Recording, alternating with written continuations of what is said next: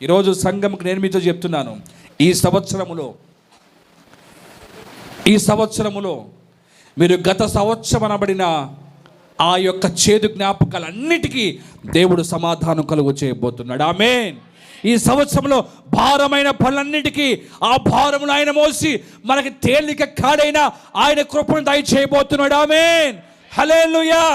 పాతవి పోయినవన్నీ మరలా సమకూర్చబడుచున్నాయి, మరలా రాజ్యంలోకి ప్రవేశపెట్టబడుచున్నాయి.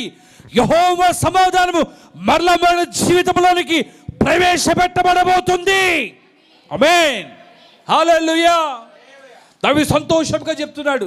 వీళ్ళు అంటున్నారు, అయ్యా ఎంత పని మేము ఒక్కరిమి ఎలా చేసేమి, చేయకుండా ఉండగలమా? లేదు. మీరు కూడా అప్పుడప్పుడు మాట్లాడతారు కదా, ఏమని?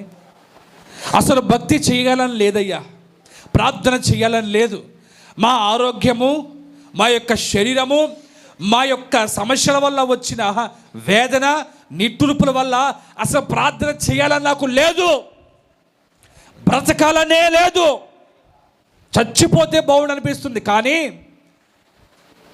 ఎక్కడో ఒక చిన్న ఆశ, దేవుడు నా పట్ల కార్యం చేస్తాడని. ఆమేన్. హల్లెలూయా. సేమ్ ఇదే పరిస్థితిలో ఉన్నారు ఆనాడు వారు కూడా.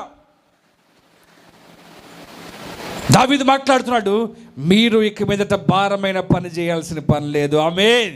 హల్లెలూయా. రోజులు మార్చబడ్డాయి, క్యాలెండర్లే కాదు, మీ భుజముల మీద ఉన్న భారము కూడా యేసు నామములో మార్చబడి ఉంది. ఆమేన్. హల్లెలూయా. ఆమేన్. ఈ సంవత్సరంలో మీరు అనుభవించే ఆశీర్వాదం అంతా ఇంత కాదు.